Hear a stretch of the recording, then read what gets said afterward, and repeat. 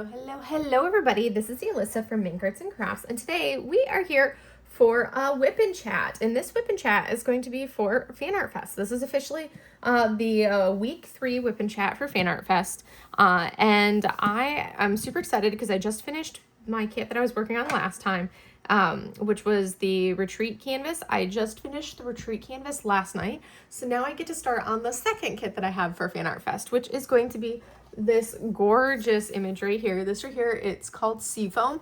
This is fan art of my favorite character, Raphael, of a game that I play every day. I play the game literally every day on my phone. It's called Love in Deep Space. So this is fan art of Raphael. Seafoam is the name of this one. It is, I got this kit from Jada Gem Shop, and the artist is Face Speaker, which is Lily Grasso. And it is a 50 by 75 centimeter. I got it in rounds because you guys know I always order my Jaded Gem Shop canvases in rounds.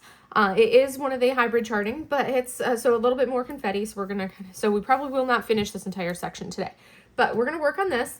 It does have 80 colors, and I had it charted with no specials. Sometimes I'll add specials, but because it is like the character, a lot of like skin tones and everything else, I think I was contemplating doing it like maybe on the flower, but maybe on the paint. I might do just the paint, though, like the wet paint right here. And then there's some blue paint over on the side. So I might do just that, but leave like this peach toned flower alone and kind of do it as charted. We'll see. So anyways, but this is Seafoam.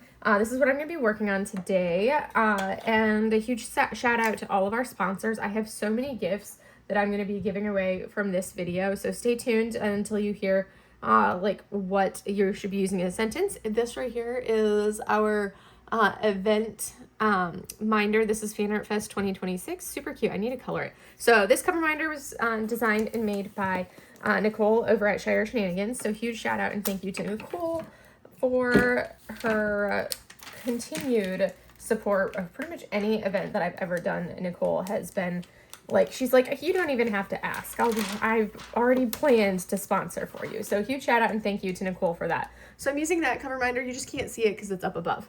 And then if we look at, we're going to put this like this today. Because I'm right at the edge of the canvas. And then of course we have some Miranda's Crafty Corner putty that I'm working with. And I have some WIP wax. I went with Festive Fireside these last couple weeks. It smells so good. It's kind of like a smoky fire side for this WIP wax, and Laura over at WIP Wax Crafts is also one of the sponsors for the event. I keep wanting to say retreat, so huge thank you to Laura as well. And then I'm still waiting on my Fan Art Fest tray from Creations Morin to come in. So Creations Morin, Joni and her husband, they did a design and make us a Fan Art Fest tray. So this is not the Fan Art Fest tray. This is actually the Crafter's Paradise Retreat. But I'm using this one because, you know, it is basically fan art. You've got, you know, could be a Disney princess. So this was like one that I should have started using it for the last one, but I completely forgot to use this for, because it was sitting off to the side. So I forgot to use it for our previous canvas that I did, because that would have been perfect because it was the retreat canvas. So anyways, we're going to work with that. Pens and I use a putty picker. This right here is my favorite putty picker, and this is from Stacy Travis over at Lady Lathe Customs. And I do have some putty pickers as giveaways. I'm also using, I think actually all 3 pens that I've got going right now. All 3 of the pens that I'm using are actually made by Stacy. So these were customs that I had sent to Stacy. And she designed and made them for me. And so that's Stacy Travis over at Lady Lathe Customs. She is also one of our sponsors. I will basically be using this one for probably pretty much the entirety of this canvas, because there's not a lot of color blocking on it, because it is that, you know, higher confetti count kit. But we're going to go ahead and get into it. So huge shout out and thank you to all of our sponsors, even the ones that I did not mention. Jada Gem Shop is also one of our sponsors. So they will be having one of the like the grand prize. Also, we've got like Leopard Leather Works, Casey Ventures. My mom is sponsoring with project bags. And I might have missed some. I don't. Yeah. So we've got Creations Morin, We Wax, Shire Shenanigans, DP with Sparklers is also sponsoring, and we have so many sponsors. I'm a huge shout out and thank you to all of the sponsors. It would not be possible to give away and do all of this stuff without our lovely sponsors supporting us and doing this. So we're going to kind of get started on this and see how much we get done today. And I just kind of am going with whatever color captures my eyeball. So this is rounds. I do love a good round. I just finished a square canvas, and that canvas, like getting towards the end of it, my hand was just like, I am done for. So I'm excited to be back to working on a round. I have kind of like put a pause on my 26 for 26 canvases while I work on my event canvases. So that's something that, you know, you'll see me not actively, that's why I didn't do a month update for, you know, on the 15th, which would have been, yesterday, today? I don't know, the days run together. But I didn't do my monthly update like I normally do on the 15th of the month for the 26 for 26 event, because I honestly have not worked on my 26 for 26 kits really much at all this month. I've done a little bit, but not a lot, because I've been focusing on the event canvases. Because normally when I do my events, I really don't get a chance to work on much of the canvases that I've pulled for the event. I usually end up doing a bunch of other stuff, and I never have the opportunity to really like break into it. So that's something that I'm excited that, you know, I'm actually working on my canvases that I want to work on for the event, and not just other stuff, or, you know, being so distracted by things that I haven't had a chance to. So that's exciting that I actually am able to work on the event canvases. So, because I just finished the first one, and I did so many enhancements on that one.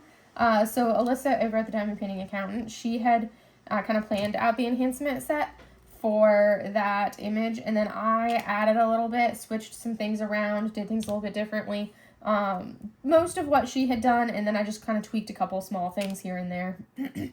And added a couple more colors, or where they were in the canvas, that I ended up blinging out as well. So I finished that, which I finished it last night at like 11:45 or 11:50, something pretty late last night. So that was pretty, but I still finished it last night, which was awesome. So today is Sunday. In case you guys wondered, I am filming this Sunday morning. Yesterday was like a day, and I just could not want to film yesterday. So I will tell you guys a little bit about what I have been up to this last week or so.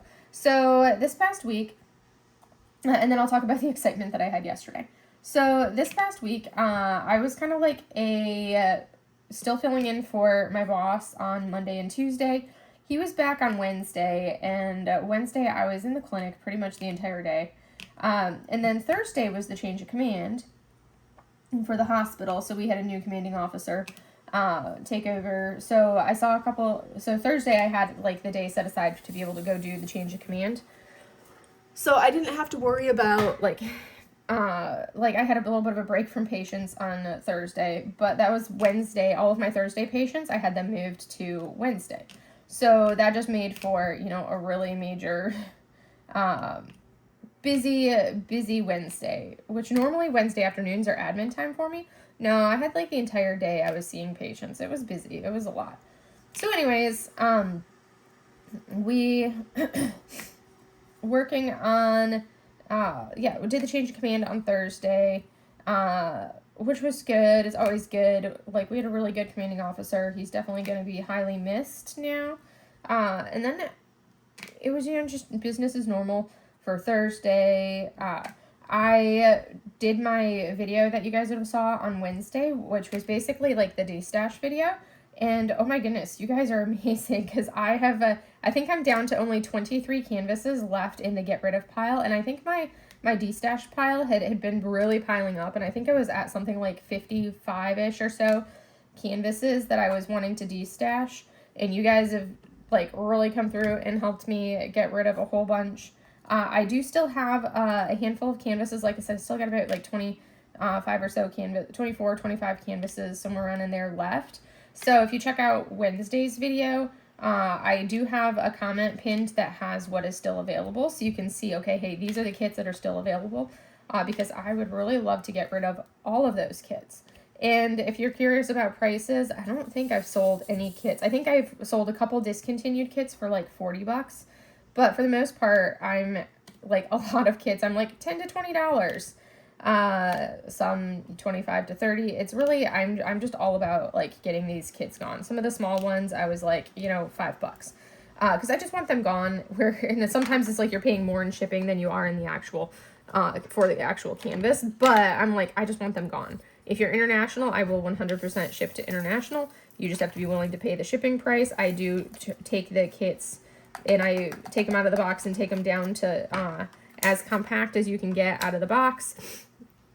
And I use the smallest box I possibly can for cutting down on shipping costs. Like, I think I was able to get one package from, like, that had, like, 4 kits in it from, like, $90 shipping down to, like, $70 shipping by doing that. So I was really pleased that I was able to do that and cut down on those costs.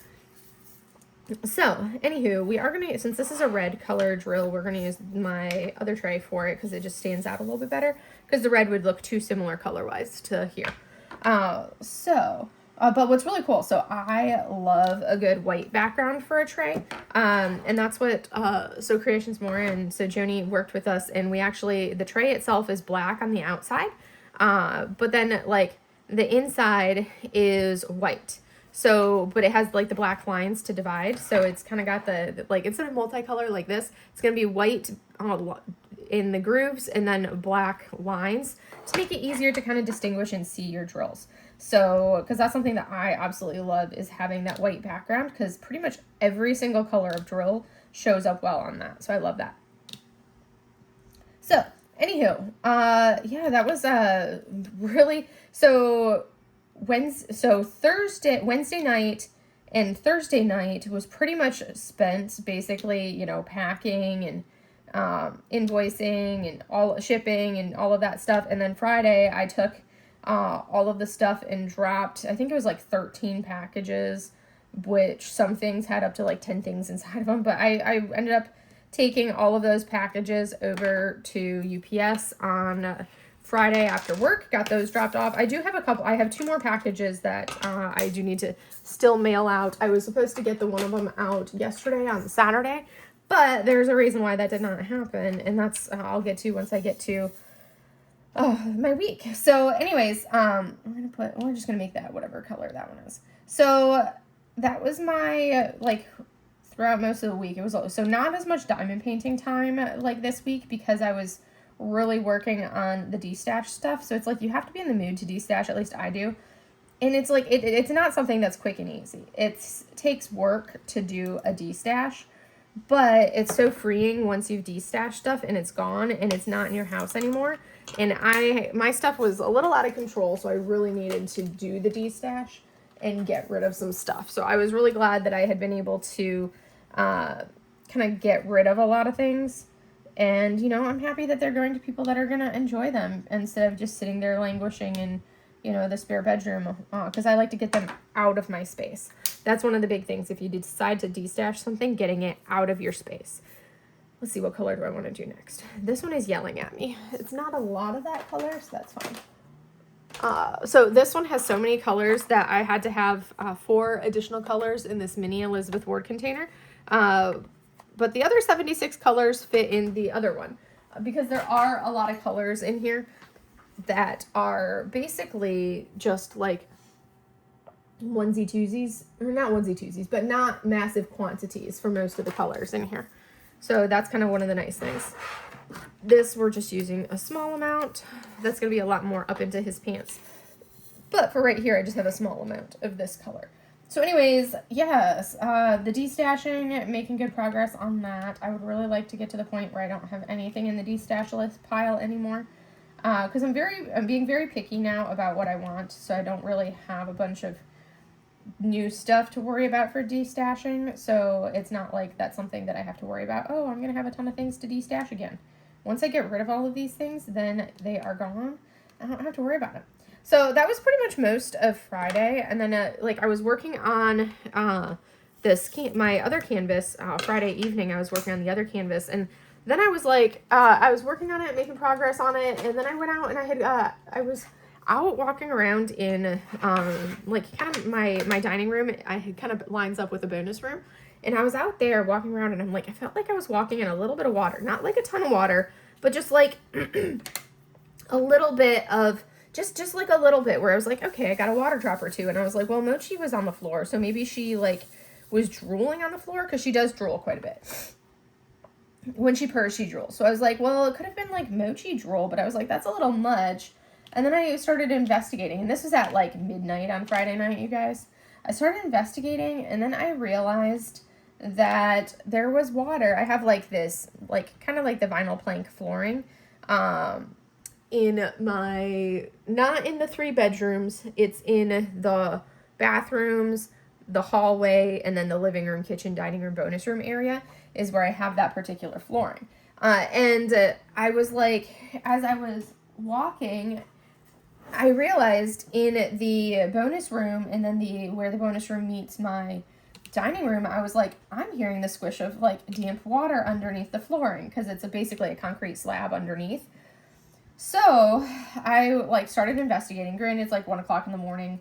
So, and then I was like, well, the only thing that it could really be coming from would be the AC, which is like right over there. Because basically my bonus room, the closet in my bonus room is where my furnace unit is. And that basically is kind of like the corner where the back of my kitchen, the bonus room, closet, bonus room, and then part of the dining room, that's where it all kind of like backs up to each other. So, and then the furnace is kind of in the center of those 3 spaces. So sure enough, it was like, okay, it's coming from the furnace. I couldn't see any active leaks on the furnace in any way, but I'm like, well, I need to go turn this off. So thankfully it was like nighttime, so it's not like I had to worry about getting super hot on Friday. So I went and turned off my furnace. I was like, this is a problem to deal with in the morning. I do not have I cannot want to deal with this at 1 o'clock in the morning. Especially when I was like, yeah, there's flooding, but it's not actively leaking anywhere that I can see. So I put some towels down to try to soak up some of the water. And then I went ahead and went to bed. And when I woke up on Saturday, then I was like, I called my dad so to get like a consensus from him. He talked me through a couple things. We checked, and it was like there was no active clog on the drain line or anything.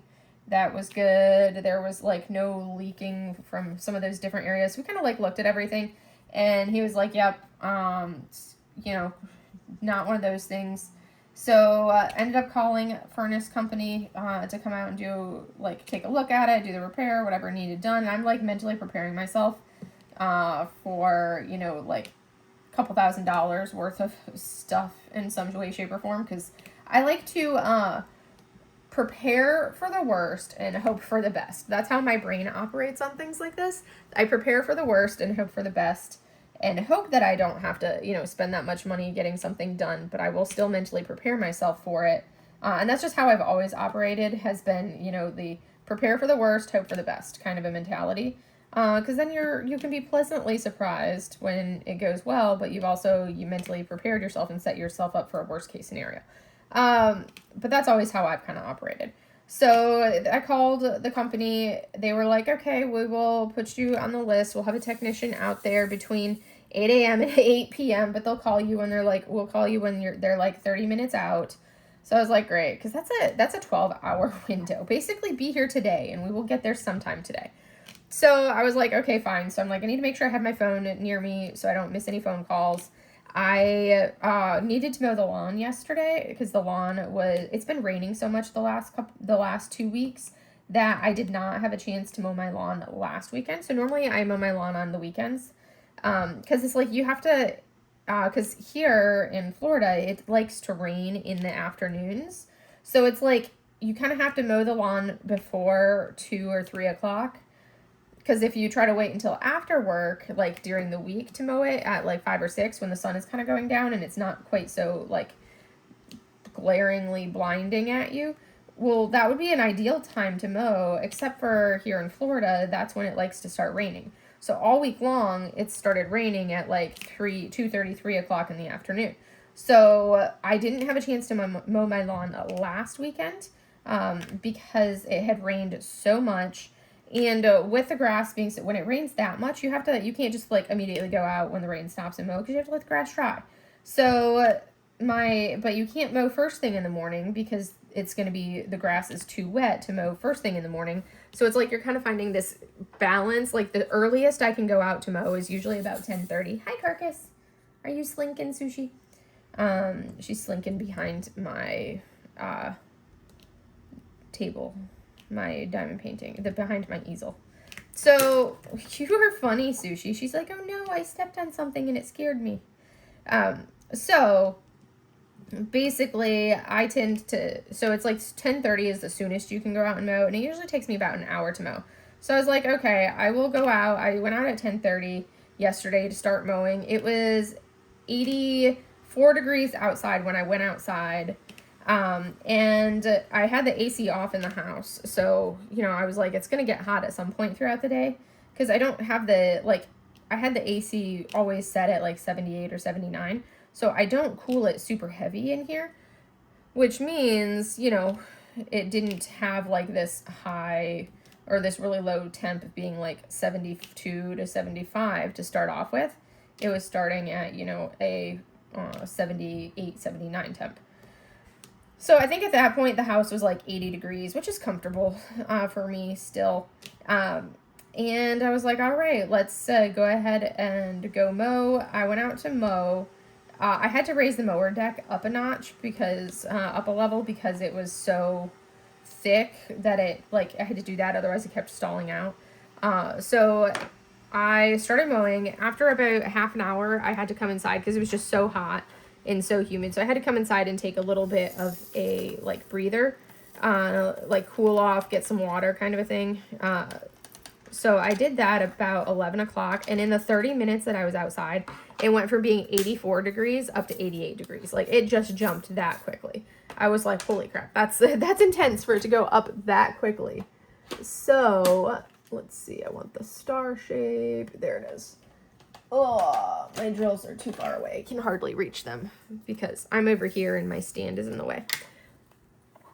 So basically, yeah, it was quite toasty out there. So I was working on mowing along. I got halfway through mowing the backyard, and then I had to go to the gas station, which there's one, like, legit, like, not even a half mile from me. There's a gas station off of the main road. So I popped over to the gas station, filled up my little gas tank, gas can, and then popped back over and was able to finish mowing. So I got the mowing done. I still need to do the weed whacking, but at least the mowing is done. That's the big thing. Got that finished. And then at that point, it was basically painting class time. So I rolled straight from mowing into painting class, which painting class goes from like 12:30 to 3:30. So painting class, like I said, 12:30 to 3:30. And then after painting class, I just kind of relaxed for a little bit. I was going to do some diamond painting, but then I was like, I need to lay down. I'm tired because I just been running all morning. They hadn't called me yet, so I'm like, okay. So I went in and I ended up like laying down to like watch a show or something, play a game on my phone, and I ended up falling asleep and took like a 2-hour nap, which I needed. So I took the nap, and then after my nap, as I woke up from my nap, it was like, you know, maybe 5:30 or so. So it was a little less than a 2-hour nap. It's probably like a 1-hour nap. It's like 5:30. And at that point, I did finally get the phone call because I'm still within my window of 8 a.m. to 8 p.m. But I'm like, I can't go out and about and do things and get groceries, run errands, because I need to be within like 30 minutes of being able to be home and prepared. I also kind of had to I also straightened up a little bit just to make like that portion of the house look a little bit more presentable. Broke down all the boxes that the cats have been playing with, so I didn't have, you know, a box fort in the dining room. So did all of that, and then I got the call saying they're on their way. He ended up getting here. The guy ended up getting here about 6 o'clock or so. He went through and looked at everything. I had already changed, I changed the air filter for the furnace. I changed that every 3 months. And like that looked good, but then it was like he was in the closet where the furnace unit itself was looking at everything, and there was like, I don't know where he magically pulled the second filter out of, but there was apparently a second filter somewhere in the furnace, but in the furnace room closet space, not in the actual vent area where the other furnace was, or where the other filter is that I change regularly. I was like, this is interesting. So ended up pulling that one out, and that filter was some pretty gnarly looking, because it was, you know, there's no telling when that was last changed. I've owned the house since like February of 25 is when I moved in, so it's been what, like a year and a half, so 18 months at least since that filter was changed. It could have been longer, there's no telling. So, yeah, that filter got pulled out, and then there was no actual full block of the, oh gosh, what's it called? Of the drain.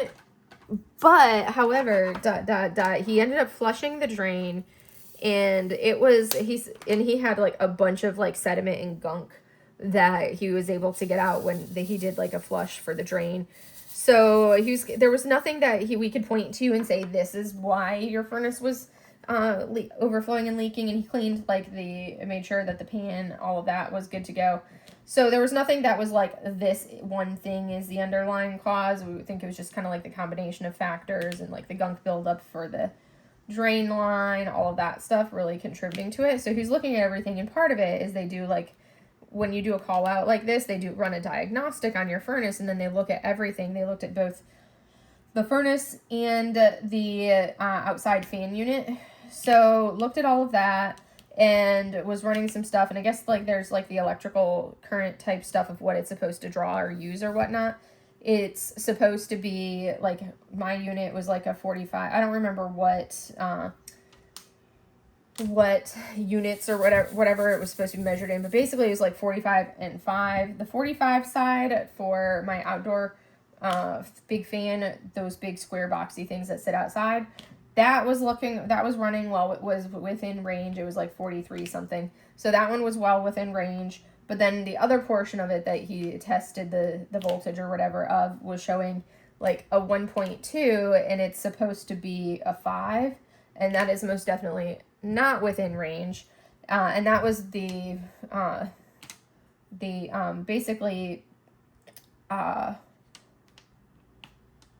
oh gosh, what did I call it? What was it called? Now I can't think of the word. Starts with a C. I wanted to say catalytic converter, but that's a car thing.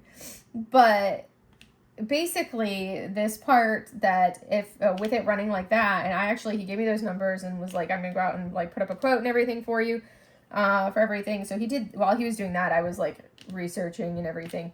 And sure enough, when you get those numbers on that particular test, it's a sign that that particular piece needs to be replaced. It has failed. And if it doesn't get replaced and it completely stops working all the way, then it actually can cause the entire fan to burn out, which that would be, replacing that entire big fan unit usually is a couple $1,000s. So basically it was like, I ended up getting that piece replaced, with that part done, which was like $450. So I got that part done, paid like the call out fee, all of that. And yes, so, and then we turned on the AC and started getting it cooling back down. I think he ended up leaving. It was like 7:30 or something like that when he ended up leaving. So yeah, got that done. But that was definitely not within my agenda of things that I had planned for, this weekend. I did not plan that in any way, shape, or form. Not that you plan to have things happen on the house or anything. But yeah, that was definitely unplanned. So on top of that, like, what was really funny is I literally this past week have been like, I really need to just get a new car, break down and get a new car. Yes, my car is still drivable, but there's things on it that have really started to fail. So it's a 2013, and it's gotten to the point where my entire touch screen, which is where you can like connect your phone to it, all of like the entire touch screen for it has just completely failed and stopped working.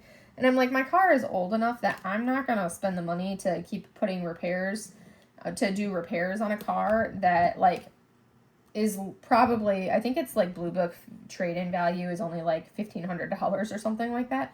I'm like, I am absolutely not going to put money into something that's only worth that amount.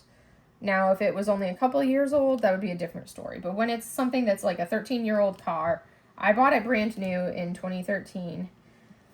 There's no way, like, I'm not going to pay all of that to have it, like, worked on and have things fixed on it when it's already that old. And there's some small issues going on with it. So I've been, like, researching what I want for a new car. And I had started about 18 months ago, I had started researching. So about 18 months ago, I had started researching new cars because I kind of was, like, knew I'm like, it's getting to the point where I do need a new car. I've started having to do, like, replace the coolant reservoir almost on, like, a yearly basis anymore. So it's basically, it's at that point where I wouldn't necessarily trust it to be reliable for, like, distance driving, and doing a lot of, like, long trips or anything like that. And that's one of the big things that I do in the military is I move every couple of years. So I'm like, I really just need to get a new car. So I've been, I started researching new cars, like, 18 months ago. Is when I started really looking into them and different options. You guys can probably hear the Roomba behind me. It's in the hallway. I have it so it can't come in here. But I didn't feel like blocking the cats into the bedroom, or into this office in here. So I can actually move up to a larger multi-placer for this little section. Woohoo, look at that. Look, I can use a 10-placer and not just my 8-placer. So I've been looking into the new car thing, and because I'm very picky on what I want. Because I've been so spoiled by, like, my car, and I don't want an SUV. I don't want one of those, like, crossovers. I was like, but I do not want a sedan, because you can't put jack squat in a sedan. You can't, like, load those suckers down. It's like, if I'm getting a car, it has to be, like, hatchback or style. So I was kind of looking through everything, and I was like, okay, well, let me check out what all, and I had kind of just settled on, like, 18 months ago when I was doing all this, I was like, okay, when I'm ready to get a new car, I'll go ahead and get a Kia Soul. That's what I had settled on. I enjoy driving the Kia Soul. It drives very similarly to the car that I have. So I was like, perfect, this is what I'll get. Well, I was on the Kia website because I was going to plot out and plan out a Kia Soul. Because, again, it's like a great price point because it was like, you know, not an arm and a leg. A nice, decent price point for a Kia Soul. Like, I could get what I want for under $25,000 as a brand new car, which that's what a lot of people will pay that for a used car. So I was like, okay, gonna, like, build out the Soul and then start the process and everything. And they don't make the Kia Soul anymore. Kia stopped making the Soul last year. So now there is no more Soul. So I'm like, well, back to the drawing board. Because, like, if I wanted to buy a gently used Soul that only has a couple thousand miles on it, that I'd be running, like, $20,000 to buy a used car. And I'm like, but no, I'm not spending that much on a used car. Because, you know, I grew up, like, when you buy a used car, you're buying a car for, you know, a couple $1,000s. You're not spending, you know, $20,000 on a gently used car. I'm like, not happening. So then I started kind of, like, looking into it and researching, and I think I've settled on the new car that I think I am going to end up getting, as long as I enjoy driving it, but is going to be a Mini Cooper. Because I was looking into different options of things that are similar to the Soul. Found a couple options for them, but then I was also, I searched, and I basically had Google searched and basically said, I want you to, what cars are the closest in, like, vertical height for, like, when you sit in the driver's seat, like, the vertical height and overall size to the car that I have. And the car that popped up was was the exact same dimensions, the same length, and the same, like, vertical height, is actually a Mini Cooper. And I was like, because it's like, I've always wanted a Mini Cooper. Always wanted a Mini Cooper. Like, to the point where when I lived in Japan, the car that I got in Japan was, like, the Japanese version of a Mini Cooper. That's what I drove in Japan because I loved the Mini Cooper. I've always wanted a Mini Cooper, so I ended up driving that in Japan. Let me see. Okay, yes, the color that I want is over here. So my car in Japan was the Japanese version of a Mini Cooper. Super cute, super fun. It was called the Daihatsu Miragino. I loved that little car. It was so much fun to drive, and I could fit, you can fit a lot of stuff in those small cars like that, especially when they're a hatchback style. Like, I got this really pretty, like, Japanese style, like, entertainment center credentia thing. So it's basically, it's like, you know, table height. So it's not something that's a low, long one. It's a table height one. And that particular unit, when I bought it and brought it home, I legit put it in the back of my little Daihatsu Miragino and drove back up to my barracks room drove it back in my tiny little Daihatsu Miragino, and it fit in there perfectly. And that thing is big. Like, it's not like it's this tiny little end table thing. No, it's like a pretty good size, but it fit inside the back end of that. So when you have a hatchback style like that, it's very easy to like transport things. Like I can fit more in my tiny little Chevy Spark than my brother can in his car, and he has a Dodge Charger. I can fit so much more than he can just in, you know, my tiny little car versus his massive car.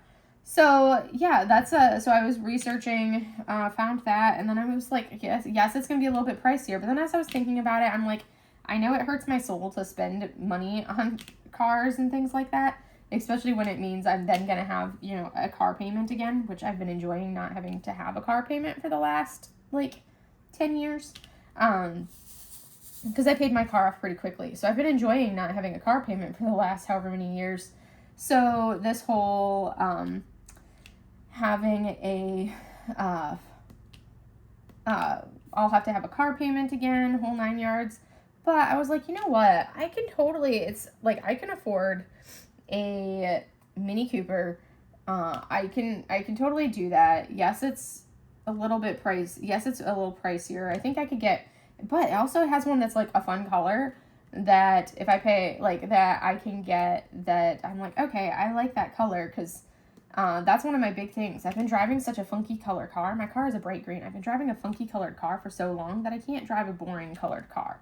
It needs to be something fun. So I could actually get that car in a color that I like, that I would drive, versus, you know, having to get like a custom paint job. So anyways, that's where I'm at for that. All right, so we're at like a good pause point for the video. So at this point, I'm going to tell you guys what word that I want you guys to do. And basically, I want you using this word in a full sentence. And feel free to enter, like, as long as you're participating, make sure you have filled out the Google document down below. That will be linked in this video, so that way we can, that's how I basically go off of. If you haven't filled out the Google Doc, then and your name gets pulled, then I pull somebody else because you have to have filled out the document beforehand. But go ahead and fill that out to be eligible to win. But we have a lot of prizes today because I've got so many prizes because we've got such generous donors and sponsors for this. So we have one of the prizes will be a putty picker from Stacy Travis.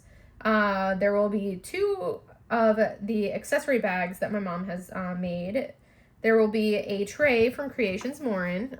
It will be not this tray, it'll be the actual event tray, which you can go see what it looks like over on Sea of Diamonds channel.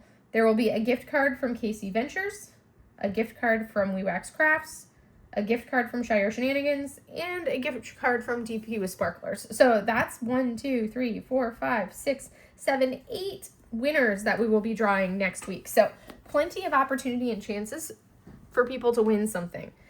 So make sure that you are entering for using, oh yes, I should tell you what word you're supposed to be using. So I want you to use the word game. I know we did a Pokemon last time. Let's go ahead and do game. I want you guys to tell me what your favorite game is. And this could be a board game, it could be a computer game, it could be an actual game as far as like system games, but just tell me what your favorite game is and use that in a full sentence. I'd like to use the word game. You could be like, my favorite game is this, or my favorite game is that. But make sure you use it in the full sentence and go from there. So that's going to be the prize. And then I will draw those prize winners next weekend. And then next week you'll want to watch C's channel, so that way you can see what the next week prizes would be. There are 5 weeks in August, or 5 Saturdays at least in August. So, oh yeah, this goes over here. But anywho, we're making good progress on this. I'm really liking this. I do have to say, I love how the blues, or I love how a hybrid from Jada Gem Shop renders out. It ends up they end up working up so beautifully, and they look so good as they work up. Yes, there's definitely confetti. That's why I end up usually doing a smaller section like this. This is a smaller section for me. I end up doing these smaller sections so that way it's a little easier. I do love the adhesive on a Jada Gem Shop. It's marvelous, especially when some certain other companies have had some mediocre, lackluster adhesive lately. I do love a good Jada Gem Shop adhesive. So anyways, What was I saying before I distracted myself with adhesive? Oh, yes. Despite the fact that I'm not a confetti person, I do love how these work up. They look very good when they're done, these hybrid rendered kits from Jada Gym Shop, because it gives it that softer look on the painting, and especially depending on the art style, a lot of these kits, the art that they're based off of is more of kind of like a loose, softer watercolor art. So it definitely does look really good in a hybrid charting. And I know some people that actually, like, they don't want the hand rendered kits from Jada Gem Shop. They only want the hybrid charting. And, you know, to each their own. It's like, I like the fact that I can get the hybrid charting in smaller sizes than what Jade typically does for her hand rendered. The hand rendered kits tend to be a little bit larger because, you know, you guys are all crazy and you like these massive kits. And I'm over here like, give me something smaller. So anyways, I can get a size that I want, and I can get them in rounds, all that fun stuff. So anyways, I am working on this beauty right here, and he's coming along nicely. So that's basically been what I've been up to lately. Let's go ahead and chat a little bit about, I know this is Fan Art Fest. Yeah, I haven't really talked too much about fan art. I've had so many videos that I've been like, I need to film this video, I need to film that video, and I haven't had a chance to do like the videos that I wanted to do for the event yet, because I've had all these other ones already scheduled and pending. So basically for fan art, I know some people are still a little confused on what fan art actually is. So basically, like with this image right here, this is basically a character from a game that I play that an artist was like, went ahead and basically drew and painted her version of the character from the game. So that's what fan art is, basically when somebody is drawing and basically creating their version of the character. Or it could be like, you'll see it from movies. You'll see a lot of like K-pop Demon Hunters fan art. You've got like different games that you can get it for, like Pokemon fan art. There's so many different ways of kind of showing things. You can also get like fan art of books. So Chrisabug has a few fan art pieces from like Fourth Wing, a couple other books. You can also, she does a lot of like mythological paintings, which you could kind of say that those are also fan art of, because those would be fan art of, you know, mythological subject matters. So she does kind of like her own version of those. So pretty much we're pretty lax on what we consider fan art. Like even if it's like, you know, the movie posters that Diamond Art Club does from certain movies, like you'll see like the Lord of the Rings ones or the Avengers and things like that. Those also, we're classing any of that as fan art. But yeah, it's something that was typically created, but not necessarily by the actual, we gave you guys leeway for those, but typically fan art is not done by the actual official channel. So it's like if it's a Disney canvas, I know Disney's pretty big on their, like, you don't see a lot of Disney fan art produced because Disney is so big on their like copyright protections. But basically, it would be like if I, like all of my Studio Ghibli themed canvases that I have, every single one of those is considered fan art. Because it's not released by Studio Ghibli, actually. So it's not released by Studio Ghibli, but it's of those subjects, so that is what it would be considered as fan art. And I have so much fan art in my hoard, because it's something that I really enjoy. So it's really exciting when you see like a book series and you see somebody kind of translating that into a visual format like this instead of, you know, just the words on the page. It's always fun seeing, okay, like what is their take on it? Like people will draw out like major scenes sometimes. But I love fan art in general. It's like, I love that aspect of things. I love seeing, you know, Studio Ghibli canvases. I love seeing artwork that's done of, like major characters in the different games, or like mangas or animes that I've watched over the years, being able to see some fan art from them. Like I have some fan art from, Fruits Basket, a couple different ones. Chiruyuki, from one of Jada Gem Shop's artists, Chiruyuki has some great fan art that she has done from different shows, and especially like I love her fan art from Fruits Basket is so cute. I love her, and her stuff works up really, really well in this hybrid format and looks so much better in a hybrid format. because it's very like that soft watercolor feel just renders really well as a hybrid, and it comes out and it looks very nice. It just gives it that softer look. So anyways, that's a little bit about fan art. I'm excited. You guys will be getting, I don't know if it'll happen this week or next week, but you guys should be seeing, I got my a video coming soon that's going to be like an unboxing, and then I'll have to work on the kit first. So an unboxing and like drills down look at Painted Maeve because I just got my Painted Maeve order from June, just arrived yesterday. So I took the canvases out of the big box last night, pretty late last night by the time I got around to it. But I haven't had a chance to do an actual unboxing yet. But once I do that unboxing, I will also work on, because I got a couple rounds and a couple squares, so I will also work on the kits to let you guys see what it looks like with drills down, because that's something that I do like to see. This is like what the grid looks like, because that can help like dictate if you end up buying more canvases from a company. Because there's been some companies where I'm like, okay, their round drill, their round grid, their round drill field is great. Their round drill canvases are excellent. I will buy those, but then their squares may be a little bit more. Certain companies, you'll find that those squares tend to be a little bit gappier or not the greatest quality, that type of thing. Like, I have no issues working with an acrylic round drill canvas. I really don't mind doing acrylic rounds. They still turn out fantastic. There's no issues working on an acrylic round. But acrylic squares are 100% a no-go for me. I will not work on an acrylic square canvas. And, you know, so and it's just the quality of those squares is just not the same. Rounds are fine as acrylics, and it doesn't bother me doing an acrylic round canvas. It's just the squares that have to be resin to really get a good turnout and a good look.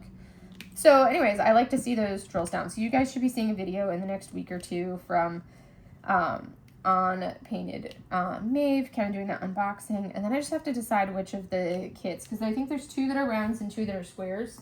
I think there's a mini set that's a squares. I might work on the mini set, drills down on the mini set, rather than doing drills down on 2 big canvases, because that just adds 2 more WIPs to my WIP pile, and I'm trying to get this WIP pile done. Granted, I did finish I've got 2 finishes so far this month. Well, no, actually technically 3.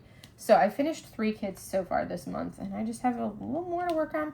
I have like 2 more of my 26 for 26 kits that I would like to actually work on and finish. Because I know I'm not going to finish him this month, just with how far we are into the month and the fact that he's so confetti heavy. So he's going to just, you know, continue rolling around and being a WIP, and I'll continue working on him. But, yeah, so, but I'm also starting to actually get some finishes on some of my 26 for 26 kits. So I did finish, oh gosh, which one was it? Oh, the Stargazing, the Craftably kit. I did finish the Craftably, and then I also finished my Be Happy event kit. I finished that one. So that's the 2 finishes, and then I just finished the Retreat canvas, which was the 3rd finish. And I think, what I'll probably end up doing is, after I'm like taking a break from the WIP wheel, so after I finish this section on this canvas, I think I'm going to run over to, I'm just going to pull out Happy Flowers Blue Vase, and I want to finish Happy Flowers Blue Vase, because that one is coming along really quickly. I don't have that much left to do on it. So I'll do Happy Flowers Blue Vase, and then once I do Happy Flowers Blue Vase, then I'll probably come over, maybe I'll like alternate, do a section on this, do a section on that, something like that, back and forth. We'll see. It just really depends on what the whim of the moment is. If I do a section on this, I said I was going to do that, do a section on this, then do a section on one of my 26 or 26 canvases. And then I proceeded to just work straight through on my Retreat canvas instead. And didn't do any progress on anything else because I was just working on those ones. That one for the last like week and a half. So now I am working on this one, but I am going to continue to work on my 26 for 26 kits. Kind of interspersed because I don't think I'm going to finish this one this month. But I'll at least have finished one one event canvas this month. So it's coming along nicely. So anywho, I do love all of these blues. I think every color that I've pulled so far has basically, minus these little bit of reds, has been blue. We're going to see what color do I want to do next. Let's see. Is it here or is it over here? I think it's over here. Let's see where is that one? Okay. I'm in that, like, I got to slowly learn where all of my colors are, because this is the first time looking at the drills in the tray. So this is kind of like, there's a learning curve to start to, even though I use a same method whenever I sort my drills. J.D. Gem Shop uses a lot of symbols. So it's like, even if you're sorting them by similar style, it still takes a little bit more to find them, because they end up, and also there's more colors for this one too. But it takes a little bit to find them and orient yourself to where they are in the tray, just because it's, you know, a new layout, all of that fun stuff. So anywho, yeah, but this is coming along nicely. I'm really happy that I'm starting him and working on it. That just makes me happy. So yes, because this is a kit that I've been wanting to work on for ages, but I've been saving it and waiting on it, because like I said, this is my favorite character. But yeah, I've been doing better. I have not purchased too many kits from Diamond Art Club this month. I've had a couple restocks that I've done, but that's, I think that's basically it, has been like the restocks. And my wish list from Diamond Art Club is that I weeded it down, because I was like, realistically, let me do just the kits on this wish list that I actually, if they came into stock right this moment, would actually purchase. And it ended up being, I took my wish list down, I think I put it like 4 items. And then I did end up putting the Moonbound from this weekend release. I did put that Moonbound because I love that Moonbound. I put that on my wish list as well, but it's to be seen whether I will actually buy that one when it restocks, because it is a massive square. But it is probably my favorite Moonbound out of all of the Moonbounds that have been released. I do really like it. So it may very well end up being one of them, but I think it's going to be kind of one of those things where I have to finish a different non-Yume massive square before I can buy another massive square. I think that's kind of like a boundary or rule I'm going to give myself, because otherwise I will accumulate all of these massive squares, and I tend to avoid working on them. So in order to purchase another one, I have to finish, you know, a large square. So right now I am working on Song of the Moon, and when Song of the Moon is done, then I'll be able to kind of pull up and work on a different one. So I might try to always have like a large square going in some capacity, so that way I can start working through them. I do plan on working on one of the large square Yume's for September, October timeframe. But I want to, ideally, it just depends on how much progress I'm making, because I want to make sure I finish all of my 26 for 26 kits this year. I absolutely have to finish all of those this year. So I may just push and focus on those instead, and then once I finish those, if I still have, you know, September, October, if those months are still around, which they probably won't be, then I will pull out my Yume, I think like the pumpkin seasons one, the one with her stabbing with the dual knives, looking at the carving pumpkins. So that's kind of the one that I would like to do.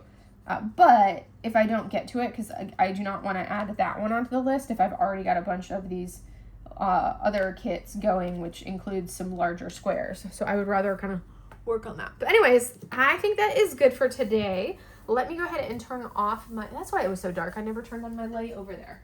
Let me turn off my light pad so you guys can see what this looks like. Oh, I love those blues. They look so pretty. Like I said, it renders out and looks so good once you get drills down on it. So you can see I've got all of this section done. And then we've got this right here. The color, that gap color, is actually the color I'm working on right now. That's going to go for all of that. So it's coming together nicely. I do really love the colors of it.